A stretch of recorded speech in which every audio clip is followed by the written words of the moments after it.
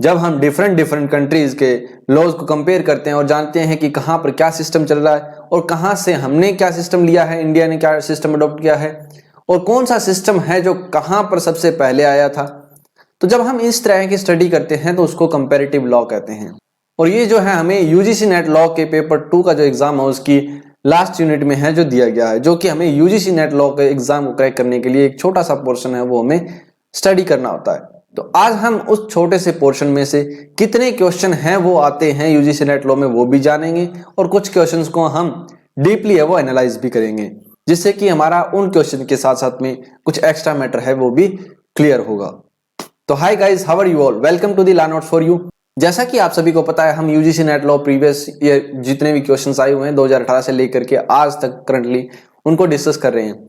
और comparative law की बात करें तो इसमें अब तक है 29 क्वेश्चन जहां तक मैंने सेग्रीगेट किए हैं वो आए हैं, जिसमें से दो पार्ट में इसको डिवाइड किया है। पार्ट 1 आपके सामने यूट्यूब पे मिलेगा और पार्ट 2 के लिए आपको नीचे डिस्क्रिप्शन में एक लिंक दिया गया है कोर्स का, वहां पर जाकर देखना पड़ेगा।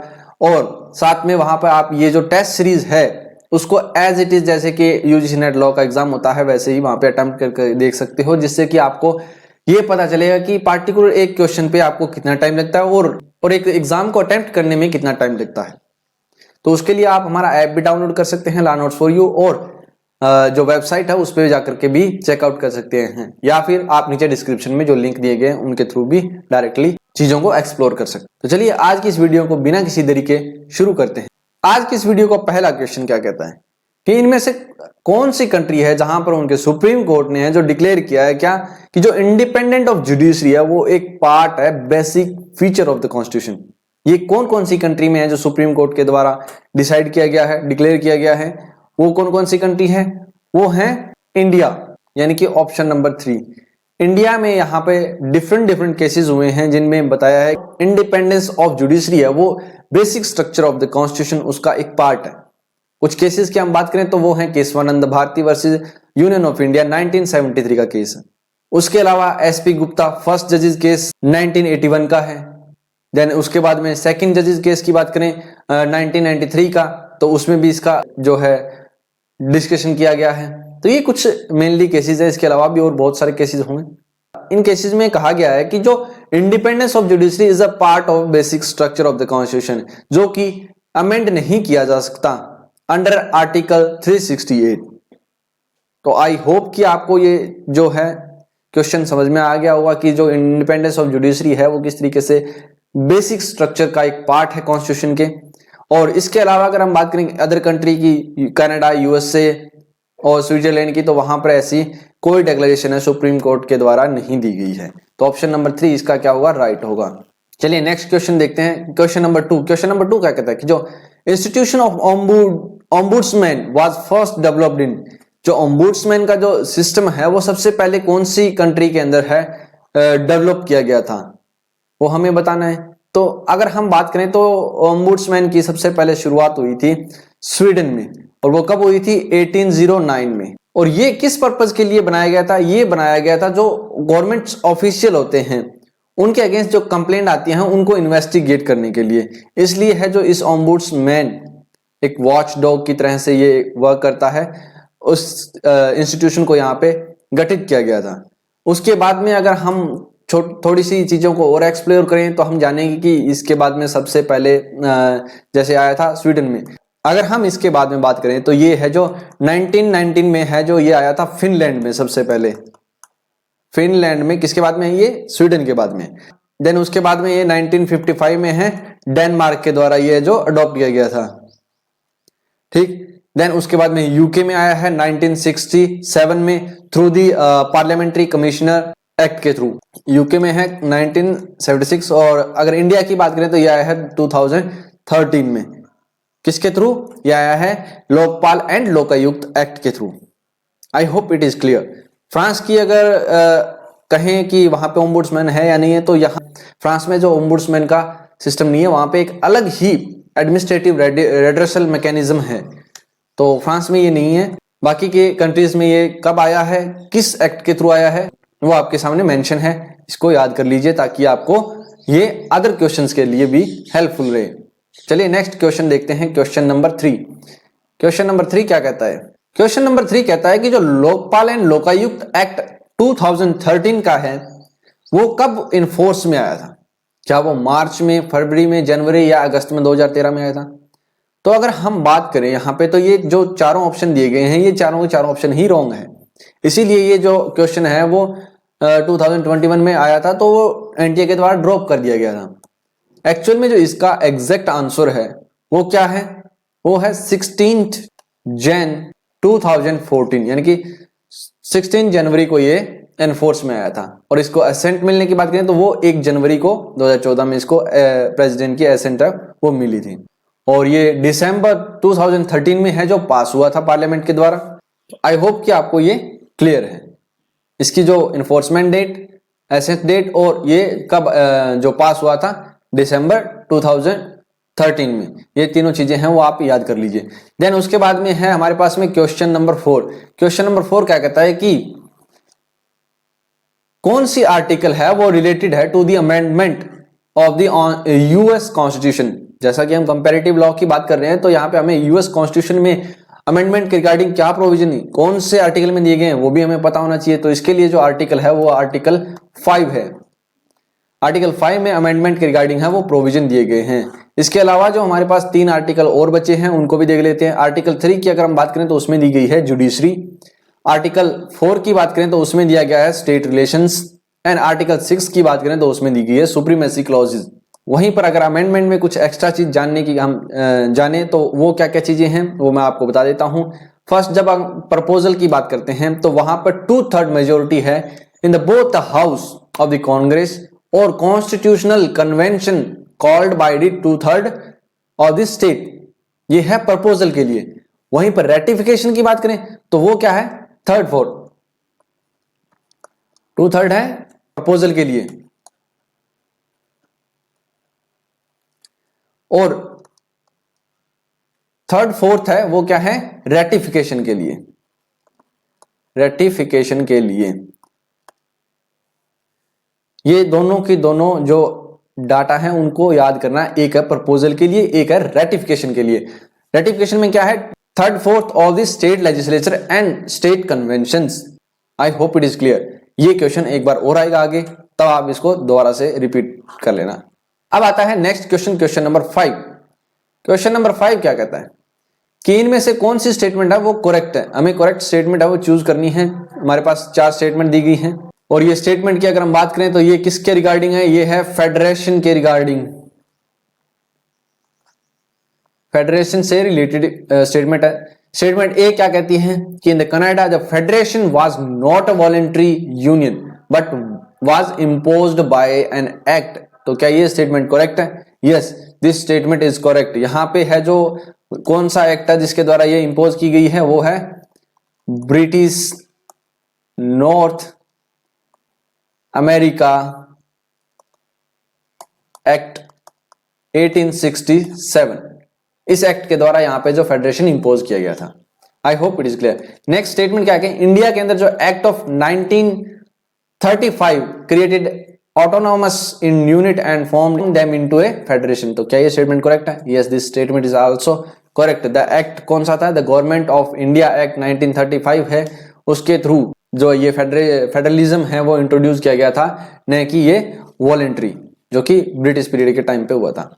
स्टेटमेंट सी क्या कहती है कि जो अमेरिकन यूनियन है वो फॉर्म की गई है by the voluntary agreement among the number of the sovereign state. तो क्या स्टेटमेंट करेक्ट है? Yes, this statement is correct. यहाँ पे 13 जो सोवरेन स्टेट थे उन्होंने वॉलेंट्री है जो मिल करके एक स्टेट जिसको कि हम यूएस से कहते हैं यूनाइटेड स्टेट ऑफ अमेरिका, वो यहाँ पे फॉर्म किया था। तो ये स्टेटमेंट करेक्ट है। वहीं पे अगर स्टेटमेंट डी की बात करें तो वो क्या कहती है कि जो इंडियन कॉन्स्टिट्यूशन है वो क्या है? फ्रेम किया गया है by the states and not by the people of India. तो क्या ये स्टेटमेंट करेक्ट है? नहीं, ये स्टेटमेंट है वो रॉन्ग है। यहाँ पे जब हम कॉन्स्टिट्यूशन का प्रीएम्बल ही पढ़ते हैं तो वहां पे लिखा गया है first line we the people of India.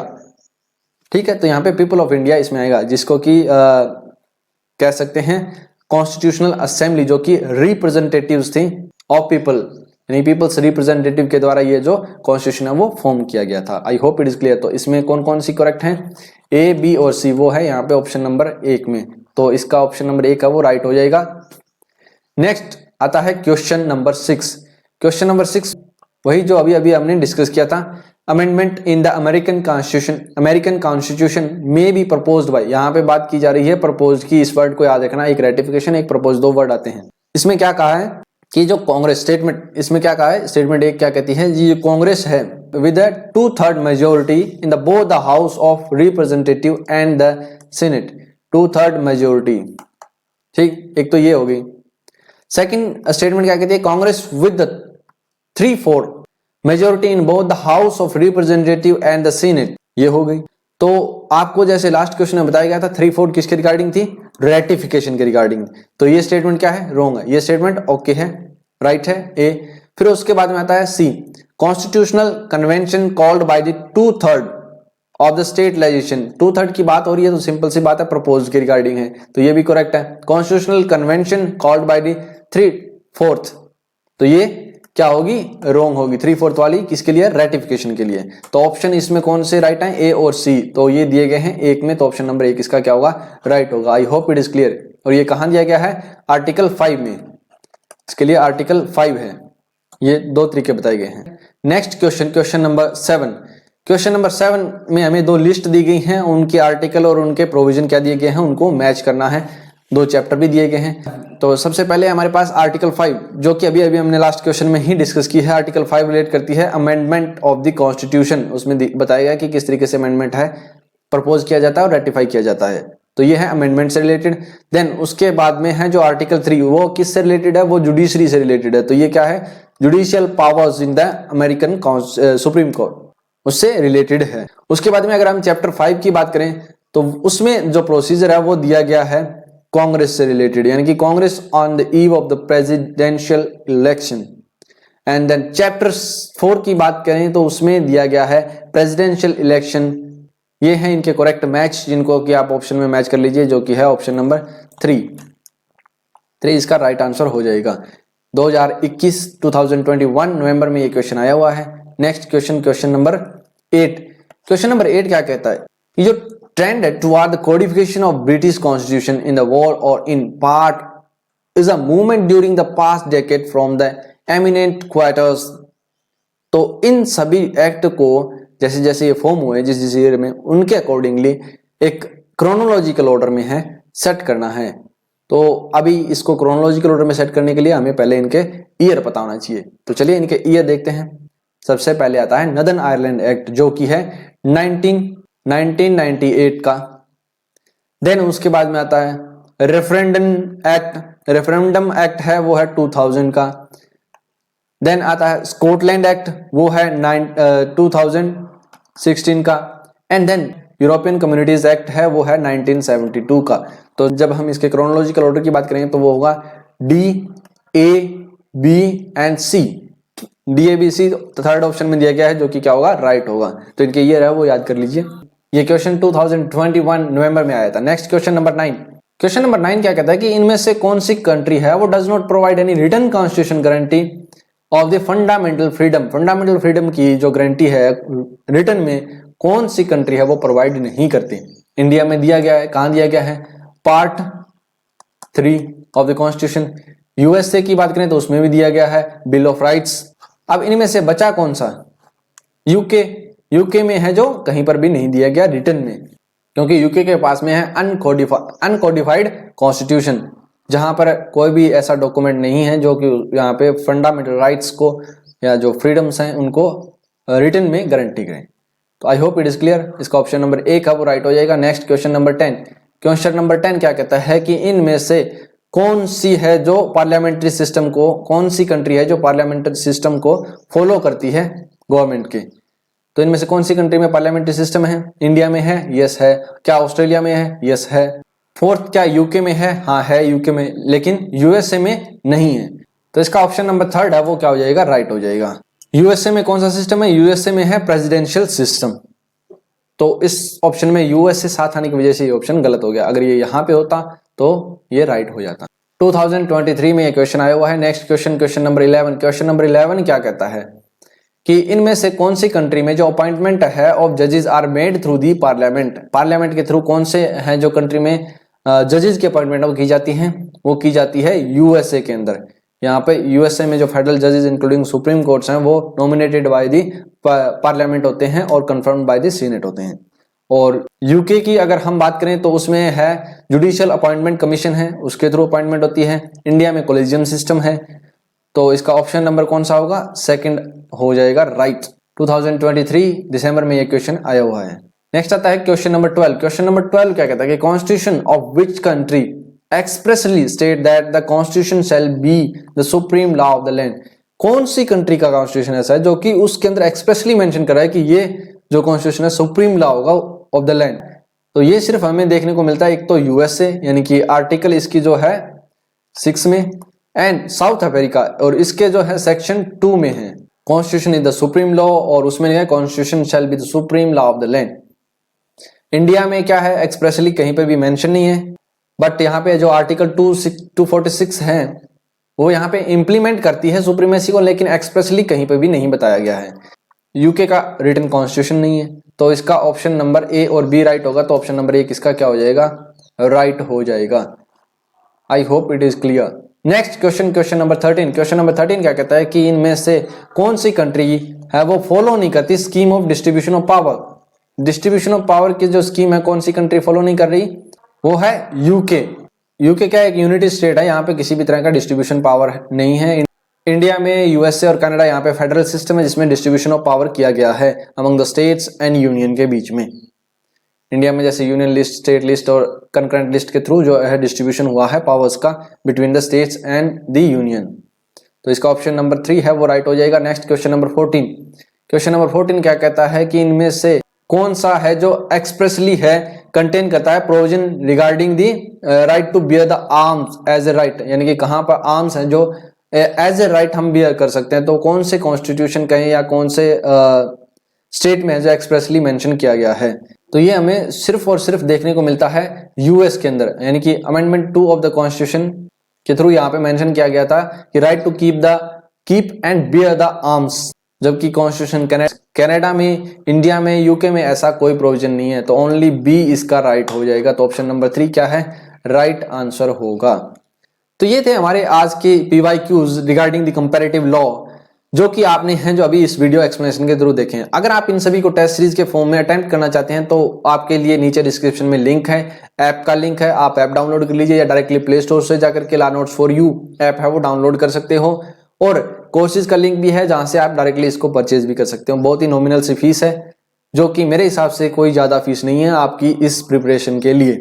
और अगर आपको ये वीडियो अच्छी लगी है तो अपने दोस्तों के साथ में शेयर करें ताकि उनके भी डाउट्स हैं वो भी क्लियर हो, और इस चैनल को सब्सक्राइब करना ना भूलें ताकि जब भी नई वीडियो अपलोड हो तो उसका नोटिफिकेशन आपको जरूर मिले। And thanks for watching, keep learning, keep growing.